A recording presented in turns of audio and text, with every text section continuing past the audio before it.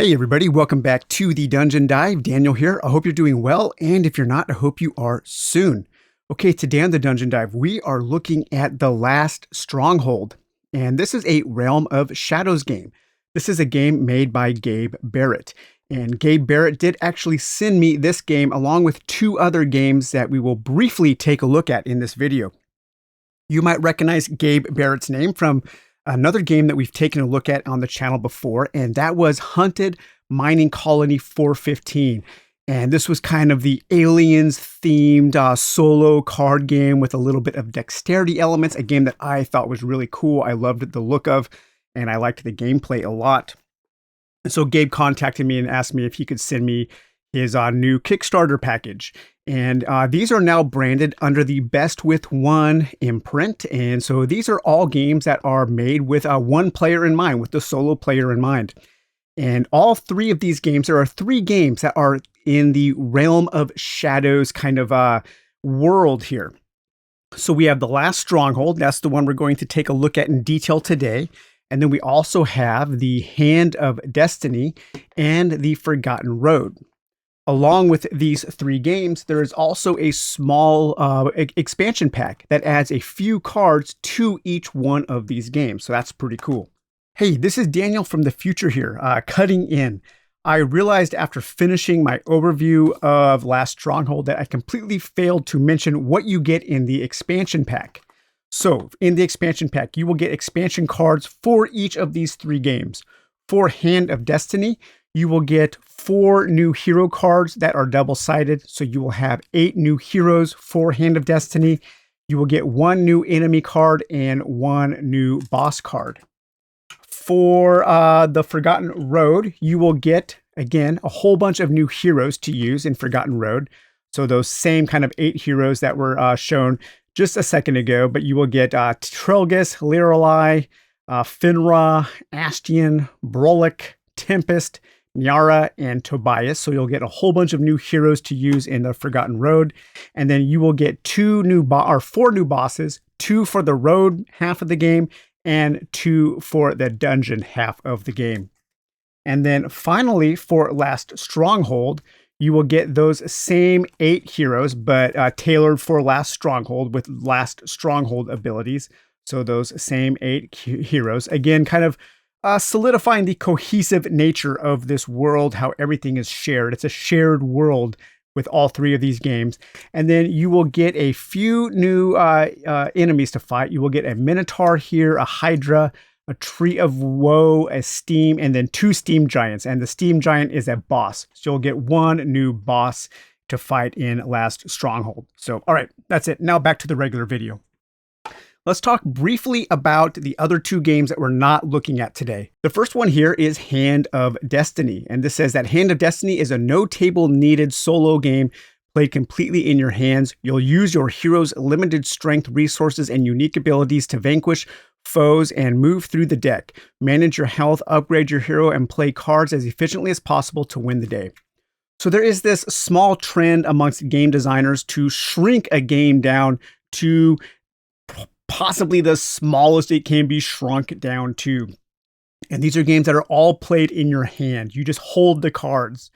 I know there's Gloomholden, and I think there's a Mage Knight version that you just play in your hand. And I'm going to be completely honest, these games are not for me. I find them incredibly difficult to learn. I've read the rules for Hand of Destiny 3 or 4 times, and I cannot make heads or tails out of how I'm supposed to hold the cards, what I'm supposed to slide behind, how I'm supposed to hold the deck and make it all make sense, how I'm supposed to turn things and flip things. This, to me, is one of the most complex games I've ever tried to learn. And it's a tiny little, like, 20-card game. And it's all because of how you hold the cards and how you use the cards while they were in your hand. By the time I get ready to play this game, my hand is so cramped up from holding the cards that they just kind of fall out. And yeah, just not for me. I know people really admire this kind of design choice where people shrink something down to its barest essentials and make it's almost like a challenge, kind of like a game jam challenge. And I know there are people who really, really love Gloomholden And I think Gloomholden, I think this is by the same guy that did Gloomholden. I'll put up something on the screen right now if that's not the case. But some people might really like this, especially as a design challenge to see how Joe Klippel, how he figured that out and how he made this single hand game work. But just for me, this is just not for me. The second game here is the Forgotten Road, and this is more of a tabletop game here. And let's read a little bit about that. So the Forgotten Road is a hand management game where you'll need to play your cards and use your special abilities as efficiently as possible to take out monsters, pass tests, move to new locations, and defeat bosses of ever-increasing difficulty. So the kind of backstory in this game is you are a party of heroes, and one of your party has been taken captive by an evil boss. They've been dragged away to the dungeon, and you have to travel down the Forgotten Road, which is a series of cards that you will fight monsters and pass challenges on. And then once you beat the boss of the Forgotten Road, then you discover the dungeon, and then you go down into the dungeon and you defeat the boss at the end of the dungeon to rescue your comrade. So this game is okay. This game is more of a hand management game. You have a deck of cards, a hand of cards that you are using for fight and for movement. You have some dice that you are using to overcome challenges. And as you progress down the road, you will fight more and more monsters. You have to do little dice challenges and so on. For me, this particular game, Forgotten Road, I felt it a little lacking thematically. I didn't really get the sense that I was on a journey down this road. And then once I got to the dungeon plays just like the road. So there was really no differences between the two. So Forgotten Road kind of fell flat for me in terms of its theming, in terms of its thematic qualities. The Last Stronghold, however, this one is awesome. I love this game. This is a tower defense game. This is kind of like Ghost Stories in a really small box.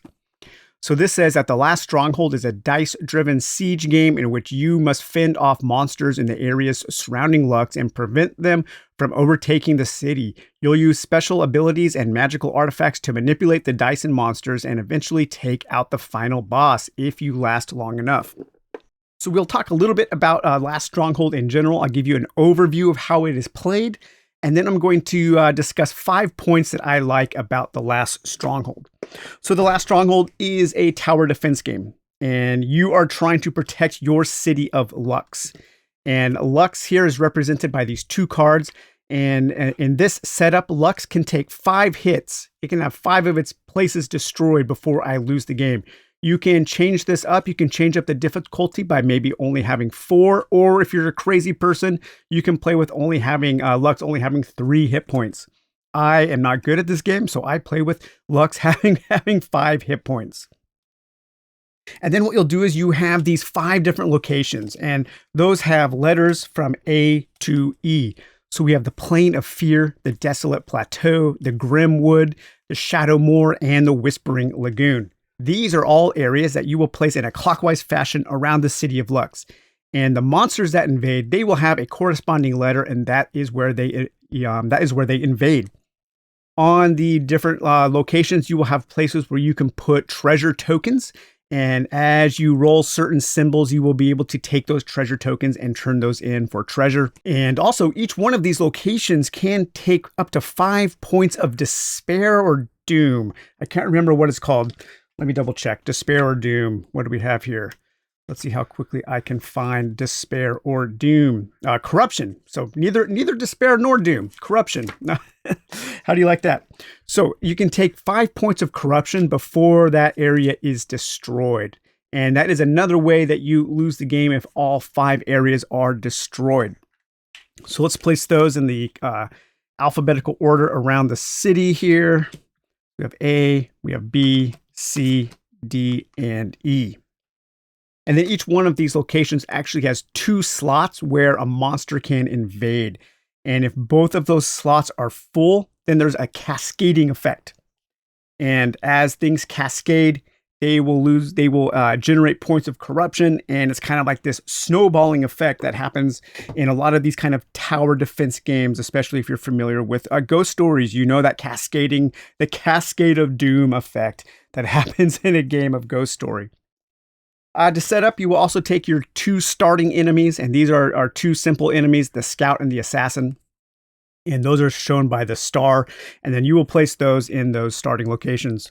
And then you'll pick a boss, and the base game comes with 3 different bosses. We have Draxus here, we have Death's Bane, and we have Alroth. Alroth is probably the most challenging of the 3 bosses because you have to defeat him 3 times. The other 2 bosses you only have to defeat once. And I've only played with Draxus and with Death's Bane before. So we'll play with Draxus here. So Draxus has 2 cards, so you have to defeat Draxus twice. You have the first card and the second card. The first card you will take and you will put into about halfway into the deck. So I just kind of eyeball it there. So we'll put Draxus here, and then we take 6 cards from the bottom of the deck. 1, 2, 3, 4, 5, 6. We shuffle the second Draxus card into 3 of those, like that. And then we place the others on top, like so. And now we have our enemy deck. And this enemy deck has a whole bunch of different enemies, and they all have kind of different effects and things that you have to encounter. The vampires are the worst, and I have 2 vampires right up front in this deck. These guys are so terrible. They will totally kick your butt. But the various enemies will have different pieces of information on their card. They will have the symbol that you have to roll. Using D6, you will have to roll and match those icons. You will spin those icons to defeat the enemy. The enemies will have certain things that they do when they come out onto the board, such as adding points of corruption to the area that they are invading. Some of the enemies, when you kill them, you will be able to get money, and the money you can use at the merchant to buy special powers that can help you throughout the game. That is very important to do. Some of the enemies will add catapults to the area, and catapults, if you leave a catapult out on the board, it automatically adds a point of damage to luck. So the catapults it's super important to get rid of the catapults as quickly as possible. There are 4 different catapults in the game, and each one of those catapults has an icon from the D6, the attack dice, and so you would have to spend a die to destroy one of those catapults. It's kind of like an additional enemy that you have to take out. And then also some of the enemies will also add treasure tokens to the start of the game. And I forgot, you do add I think it's 1 treasure token per area at the very beginning of the game. Let me double check that. Yes, also in setup, you're going to place 1 treasure token in each area. And the treasure tokens, they have this eyeball symbol, this perception symbol. Whenever you roll that perception symbol on one of the D6, you can spend that token, you can spend that icon in order to pick up one of those treasures. And those treasures are represented by these cards here. And these are all kinds of different treasures that will help you out a lot. Most of these are one-use items. You can spend to add dice to your attacks. You can spend to heal your heroes. You can spend to add certain symbols to your dice, and so on. So all of these are very, very good. Some of the enemies are very easy to defeat. You need 1 sword face there. You need 1 shield there. Some of the enemies, like these vampires here, are very difficult. You need 3 icons to defeat a vampire. That's really tough. Some of the enemies will also add other enemies, and some enemies are horde enemies, and those enemies add other enemies to that stack. So it represents a horde, a huge group of enemies kind of bum rushing Lux, and you'll have to deal with those. There are these shaman enemies and these lesh enemies, and when those come out, there is a special deck of shaman cards and a special deck of lesh enemies, and then you will draw one of these. The shaman cards will add a curse to an area, and that curse will increase the corruption of that area. And there are some cards here with this timer mechanism, and when those come out, you'll place a little timer chit on them, and then at the end of your turn, you will count those down, and if it ever reaches 0, then the bad thing happens. So some monsters will do a lot of damage, but you will be able to have a timer, a countdown. So you'll have a few turns in order to take care of that monster. It's very important to pay attention to those timers. And then here are the Lesh monsters, and these guys are pretty powerful. So we have a Firewolf, a Wretch, and an Owlbear. And as you can see, these have a timing mechanism, but when it gets to 0, that location is just destroyed. So with these guys, when they come out, you really want to focus on taking care of these guys. And then finally, we have 4 heroes. So we have Elora the Ranger, Reese the Warden, Galathar the Shadow Knight, and Ifaris the Red Mage. Each one of these heroes has a special power. So Elora can double a die, so she can, if you rolled one sword, she could double that for 2 swords. Reese here can draw 2 artifacts. That's what the treasure is actually called artifacts. So with Reese's special power, you can draw 2 from that deck and keep 1. Galithar here lets you add a die to your attack. Usually you will roll 3 dice, and if you have him, if you use his special power, you can roll 4, and then you can also re-roll. And then Efaris, the red mage, she can restore 1 to 2 exhausted heroes. What are exhausted heroes? Exhausted heroes, you exhaust a hero when you use their power. So if I were to use Elora to make 1 sword into 2 swords, I would flip her over to her exhausted side. And then now she has a new power, change 1 to 2 dice on any side. Well, if I had both Reese and Elora on their exhausted side, I could use Efaris's special power to restore 1 to 2 exhausted heroes. So I could restore them, and then I would flip her over. And then she could say now her new power is to revive a defeated hero. A defeated hero is a hero that you have exhausted and then use their power again. Then they are defeated. They are no longer part of your group. So a big part of this game is using these special abilities wisely at the most opportune moments, and kind of, just keeping these heroes as kind of a resource. Because if you ever have all 4 heroes knocked out, then that is another way you lose the game. There are a few other tokens that the game comes with. You have these reroll tokens that you can earn at certain points that you can spend to reroll dice. You have some money tokens that you can collect for when you defeat those monsters. You can collect money. And then whenever you need to, as long as you're outside of combat, you can spend that money at the merchant. And you can buy things like scrolls or swords, armor, boots, potions, large potions, elixirs, luck potions, and phoenix dust. Phoenix dust, like Phoenix down from Final Fantasy. And that will revive a hero to full health. So if you used Efaris to restore 2 exhausted heroes, and then you defeated her to restore a hero to full health, then you could buy some Phoenix dust and then restore her and then use her powers again. So one of the cool things about this game is building those kinds of combos, and I think that is a lot of fun. So a turn is very simple in this game. You draw an enemy card, you place it on one of the card spaces indicated on the card, you resolve its ability if it has one, and then you move your party to a location in order to try to defeat one of the monsters on the board. So we'll draw our first card here, and we have a summoner. Okay, so the summoner goes to spot D, and the summoner adds 1 enemy. So we'll go to spot D here, we'll place the summoner there, and we will add 1 more enemy. And oh my gosh, a summoner again. Okay, so that goes to location E, and then we add another enemy. Already on our first turn, we are already cascading into what the actual F. So this might be the shortest game of Last Stronghold that has ever been played. Let's see if we draw another enemy. And my God, guys, this is literally the worst game of Last Stronghold I have ever seen. So now we'll place the shaman there, and then we draw a curse card, and the curse goes to E, but E is already full. So E already takes a point of corruption because it's full, and then it goes clockwise here. It goes there. Okay, so we are not going to win this game at all.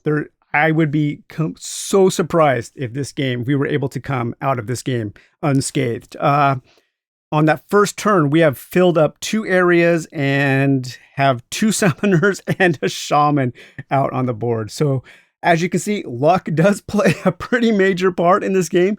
Once you shuffle that deck of enemies, you're seeding your game, you're sealing your fate, and then you have to deal with it. So how you would deal with that is, I would probably want to clear out one of these areas that has both filled spots there. So I would move to this location here, and then I would roll 3 dice and try to get rid of either that scout or that curse. I just need 1 sword or 1 shield here. And I've got my shield, and then you get 1 reroll that you can reroll up to 2 dice. And look at that. Absolutely terrible. So, but these will give me rerolls, so I can take those into my possession, and I can spend those on a subsequent turn to reroll dice. But I also rolled up 2 of those corruption symbols, so we're going to add 2 more corruption to this area. I did roll a shield though, so we are going to get rid of this curse before it triggers its corruption. So yeah, that's kind of a turn there. This, oh man, this game would be absolutely hilarious to keep playing. I think Lux has probably fallen. You might be able to dig yourself out of a hole like this, but I've actually never seen a turn place that much stuff before. But those of you who like games like Ghost Stories, you probably know. But okay, let's talk about 5 things that I do like about Last Stronghold. The first is actually a thing that I think is really cool about all 3 of the games, and that is this shared aesthetic and this shared world. I think this is a neat idea of these games all taking place in this realm of shadows. So one of the things that makes this cohesive world feel like a cohesive world is the art and graphic design. And the art is by Jorge Valles and John Merchant, and the graphic design is by John Merchant. Everything is really clean. I think the enemies look cool. I like this kind of limited color scheme where it's just black and white and then one color, one highlight color. I think that is super cool. I love the way it looks. The cards are very easy to read, and you'll get to know these monsters. And once you recognize the monsters as they come out, you won't even really need to look at what they do. You'll just know, oh yeah, so the Warlord adds a catapult. The goblins or whatever are horde enemies, so they'll add more enemies to the spot where they're at, and so on. But the overall cohesive aesthetic look of this game, of this whole series, is something that I really do like. It makes it feel like a cohesive package, and that is super cool. Point number 2 is I love that surmounting tension. You guys saw that cascading effect, and that's one of the things that I like about these kinds of tower defense games, and especially in a game like Ghost Stories, is each turn feels so tense because you never know what you're going to draw from that monster deck and how it is going to impact your ability to defend your city. Things can cascade. You can sometimes dig yourself out. And when you do dig yourself out from a really deep hole like we're in right now, it feels really good. And a lot of that is based on luck, but a lot of that is also based on how you use your powers, how you use your dice, how you use your rerolls, how you manage the artifacts that you've come across. So there are ways to mitigate that bad luck and to help you with that surmounting tension. Point number 3 is the combos. So we talked about the different ways that you can combo your hero's powers to use them multiple times. There are ways to trigger combos with some of the artifacts, with rerolls, and it's really fun when you put together a turn that is super beneficial, that you're able to do 2 or 3 really powerful, cool things on a turn just so you can survive one more round. And you're ticking down, and maybe you only have a few cards left until you get that boss, and you pull off this really cool combo, and it makes you feel powerful and strong, and it makes you feel like you really are a band of heroes protecting your city. So point number 4 is the merchant and the treasure, the artifacts. I like being able to spend my money at the merchant. I think it's really cool. It's fun. There are some cool things that you can buy. Some of these will add a token to your pool, and then you can spend that token as a guaranteed success of that matching icon. And then, like I've said already, some of the artifacts are really cool. So here, there are ways to mitigate luck. So you can change a die to a shield symbol. You can change a die to a star symbol. Star symbols, I don't think I mentioned yet, but those are super powerful. Those are wilds. So stars can be any of the symbols. Here we have Mordred's Mirror. Look at the top 2 encounter cards and put them on top back in any order. Change a die to a sword. Change a die to a perception. Ignore 1 icon on the enemy card. Revive a defeated hero to full health. Change a die to a star. Revive a hero. Remove up to 2 corruption points from a location, and so on. So the combination of the merchant and the artifacts, you can put together some really cool combinations. And finally, point number 5 is this game is quick playing. It says about 25 minutes, and that seems about right. I've played 3 or 4 games in a single day, and I've actually won twice. I got really lucky, I think. I didn't have the kind of bad luck that we had in this setup here.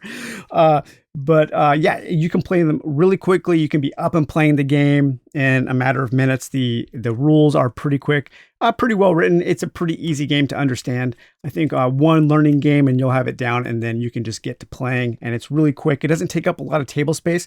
There are quite a few tokens in this game. I was kind of surprised by how many different tokens there are in Last Stronghold. So you will need some way to keep these organized. It would be nice if there was maybe some organization in this small box. So this could be kind of more of a lunchtime game that you can play at work. But I think that might take up just a little more space than kind of a lunchtime or coffee break game. But we will be taking a look at a really cool coffee break game in the next episode of the Dungeon Dive. And I hope you enjoyed this look at Last Stronghold and this little overview of the Realm of Shadows collection of games from Gabe Barrett. And we will talk to you later. Bye-bye.